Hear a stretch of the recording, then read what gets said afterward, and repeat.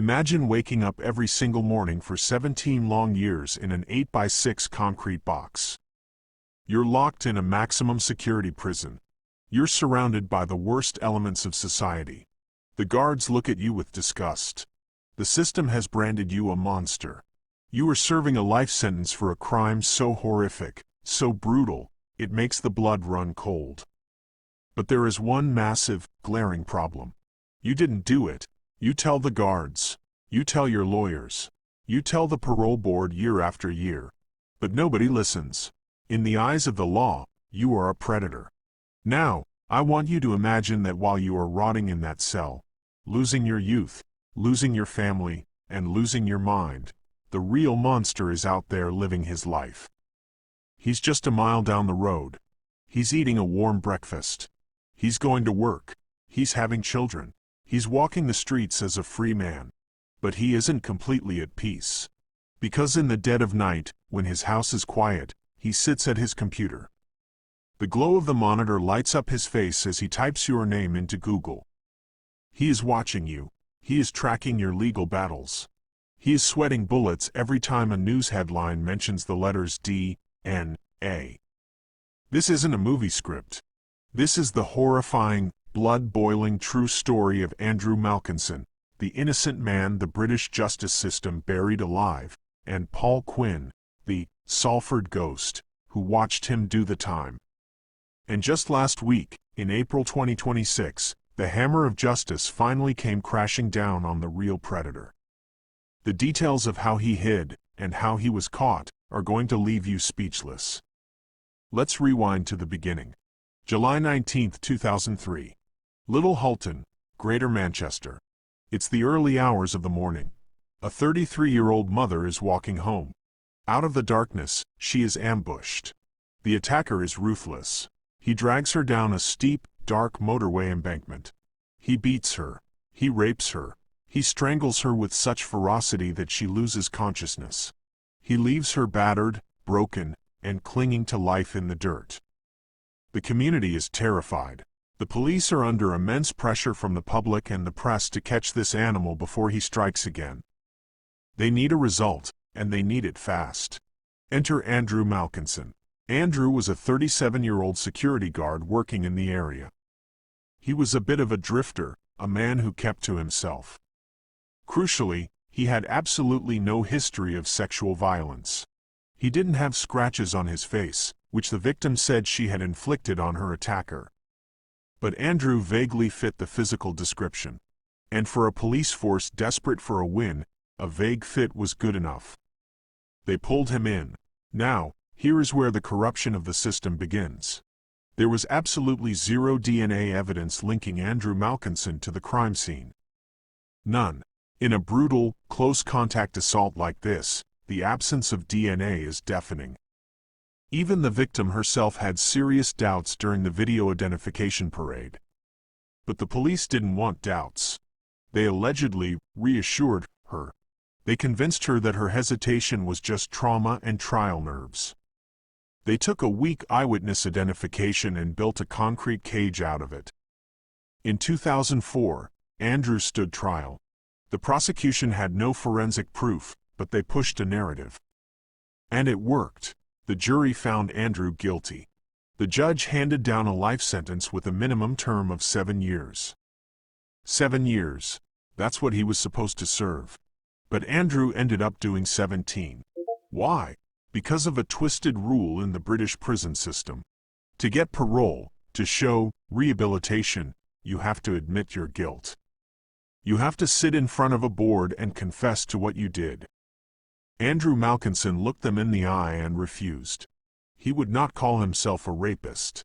He chose to stay in a maximum security nightmare rather than tell a lie to appease a broken system. That is the definition of an iron will. While Andrew was surviving this hell, let's look at the man who actually committed the crime. Paul Quinn. At the time of the attack in 2003, Quinn was 29 years old. He lived locally. On the night of the attack, witnesses saw him returning home shirtless. He was known to have a strange habit of shaving his chest in the summer. He was known for sweating profusely. And here is the most sickening part of this entire tragedy. The police actually had Paul Quinn's DNA back in 2003. Swabs taken from the victim's vest showed a male DNA profile that did not match Andrew Malkinson. The police knew there was an unknown man's genetic material on the victim.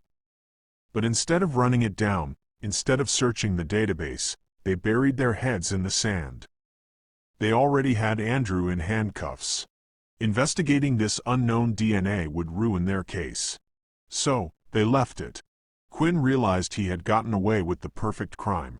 He packed up and moved south to Exeter. He started a family. He had 6 children. He built a whole life on top of Andrew Malkinson's stolen years. But you can never truly outrun your own shadow. As the years ticked by, Quinn became obsessed with the man taking the fall for him. Digital forensics would later reveal that Quinn was actively researching the Malkinson case. He was reading the articles about Andrew's appeals. He was visiting websites dedicated to miscarriages of justice. He was a spectator to his own crime, sitting behind a keyboard, watching a ghost story unfold. But then came 2022. The game changed. A legal charity called Appeal took up Andrew's case. They demanded that the old evidence be retested using modern, advanced forensic technology. They looked at that same vest from 2003. They extracted a full DNA profile. They ran it through the national database. It was a match. The odds were 1 billion to 1. The DNA belonged to Paul Quinn. When the news broke publicly that a DNA breakthrough had occurred in the Malkinson case, Paul Quinn's quiet life in Exeter imploded. His Google search history from this time period is the portrait of a trapped rat. He didn't just read the news. He started frantically typing questions into Google. He searched, "How long is DNA kept on police databases?" He searched, "Can a DNA sample be removed?" And as his nervous system completely collapsed under the weight of his guilt, he typed the most pathetic searches of all. "Why do I keep sweating all the time?" And, "Why am I sweating so much all of a sudden?" His own body was turning against him. The ghost of Salford had finally caught up. When the police kicked his door in, Quinn was desperate. In the interview room, and later in court, he tried to spin a ridiculous lie. He claimed that back in 2003, he had copped off with hundreds of women in the Little Hulton area, and suggested that maybe the victim was just one of his many consensual encounters. He tried to claim the DNA transfer was innocent.